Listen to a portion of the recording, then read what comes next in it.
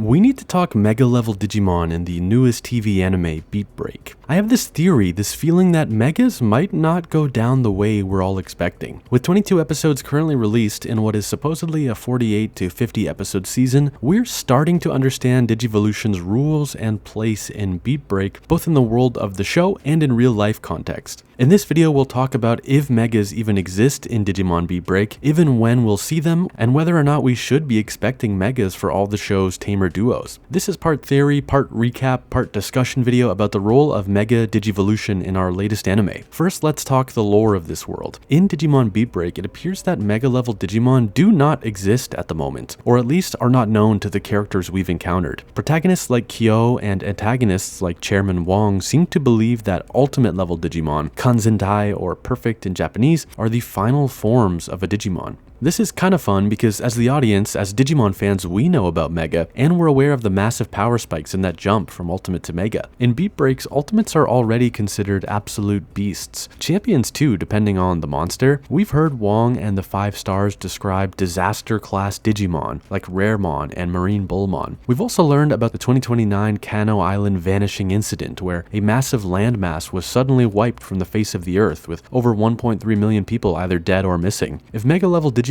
do exist in Beatbreak, is one of them responsible for the vanishing of Kano Island? If champions and ultimates can be considered disaster class Digimon, how would you even classify a Mega? When Beatbreak decides to show us a Mega, it seems like we'll be watching as humanity witnesses the form for the first time. Again, human tamers and even the Digimon in this world don't seem to think there is anything past Ultimates like Murasamemon or Gigasmon. Lore-wise, if Ultimates can be considered disaster class, are Megas going to be these absolute gods of destruction, beyond anything humanity could imagine? If so, I have to ask, do we think it makes sense that the series is going to go from 0 Megas ever to 4, 8, or even 13 Megas debuting in the next 25 episodes? I think it's almost guaranteed we'll see Geckomon, the lead mascot Digimon of the season, hit a Mega form. It's practically guaranteed that a lead protagonist will get a Mega, like War Greymon or Imperial Dramon, and Tomoro seems to have this unique E-Pulse that is different from all other characters we've met. But I want to ask the question, are we so sure that all of the cast are going to see their Digimon hit Mega level as well? Should we be expecting Megas for all, or are we setting unrealistic expectations for a season that continually prioritizes story over tradition? Hear me out. Up until recently, I had thought that it was a total given that, of course, Tomoro, Reina, Makoto, Kyo, and the other human tamers like Team Tactics and maybe even the 5 stars would, of course, achieve Mega forms. That's just how Digimon anime work, isn't it? But if you actually look back at the record, Megas for all is a lot less common than you might think. In Digimon Adventure 1999, of the 8 chosen children, only Taichi and Yamato had their Digimon go to Mega. It would be another 15 years before the others saw their partners go Mega through Digimon Adventure Tri.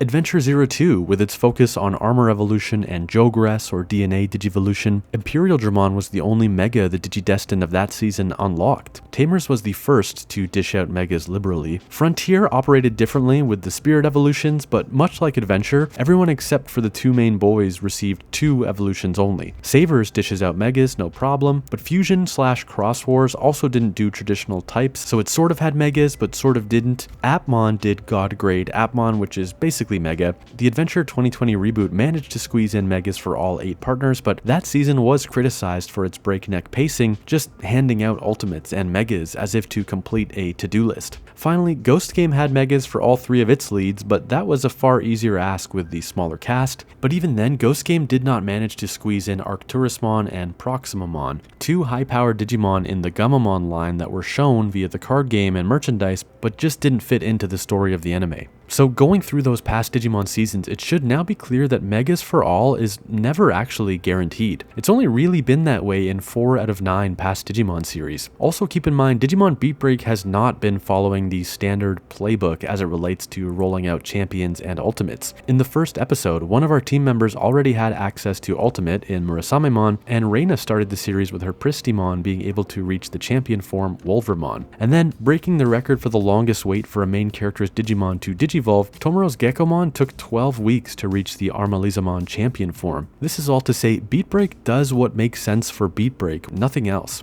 It does not follow the playbook. It has not been especially formulaic, and I don't think it's going to start now. We may feel like we should see Megas for all 4 Digimon, but who knows if that's part of the plan. Beatbreak has this massive cast of Digimon Tamers with Glowing Dawn, Tactics, and the 5 stars, and considering that Megas don't seem to exist in this world yet, is it reasonable to expect all of these duos to achieve Mega? Maybe Tactics doesn't go beyond Ultimate. Maybe the 5 stars are locked to Ultimate. Maybe not all members of Glowing Dawn get Mega Level Digimon. I honestly wouldn't be surprised if there is 1 or 2 Mega Level enemies, and then maybe Gekomon, feeding off Tomoro's super unique E-Pulse, is the only heroic Mega unlocked, with Reina, Makoto, and Kyo's Digimon supporting in their ultimate forms, like most of the team in Adventure did. And again, with this being a shorter season, 50-ish episodes instead of 67 like Ghost Game and Adventure 2020, that many Megas just might not be in the cards. Last point, Beatbreak is kind of the anti-merchandising season. No Digivice, no tie-in Vital Bracelet, no evolution spoilers